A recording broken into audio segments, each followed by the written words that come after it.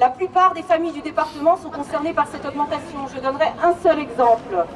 Un couple avec 2 enfants qui dispose de 1 383 € de revenus mensuels voit le coût du repas passer de 0,8 à 1,2 €, soit 50% d'augmentation du coût de la cantine. Cela dans un département où les familles sont déjà lourdement frappées par la crise, le chômage, la précarité.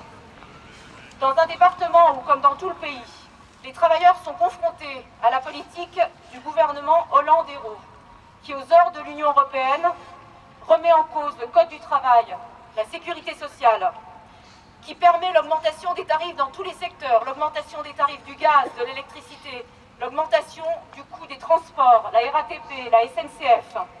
Un gouvernement qui refuse dans ce département d'intervenir quand la direction de PSA organise la liquidation du site à Aulnay avec à la clé 3500 suppressions d'emplois. Il faut le dire, au Conseil général le 11 octobre, tous les conseillers généraux de gauche ont voté pour cette augmentation, sauf 4 d'entre eux qui se sont abstenus.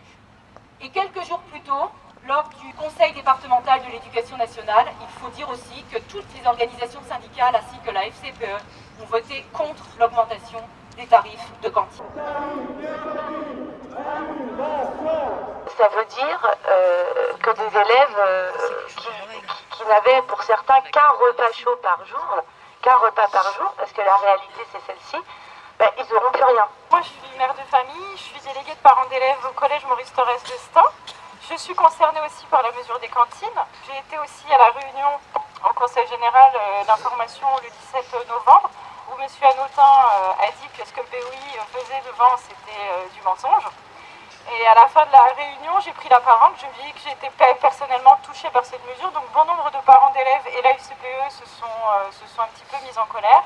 Et à la fin, j'ai pris la parole où je lui ai dit que c'était quand même inacceptable et je ne voyais pas où était l'égalité de cette mesure. Je suis là pour essayer de faire bouger les choses, que le Conseil général revienne sur la décision d'une augmentation de cantine.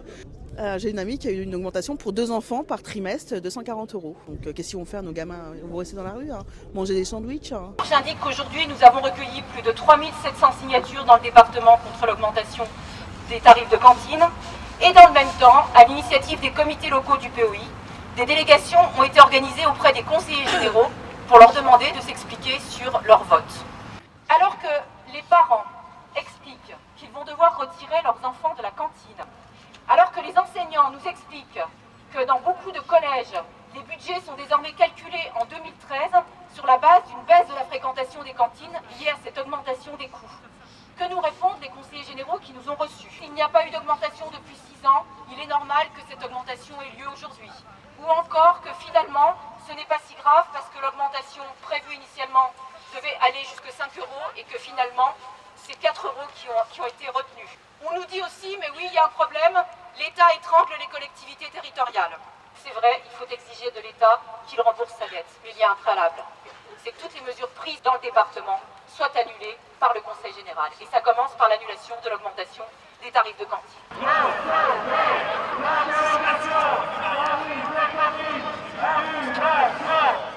Jeudi dernier, il y a eu une réunion du groupe communiste qui s'est terminée par la demande d'une clause de revoilure sur la question des cantines.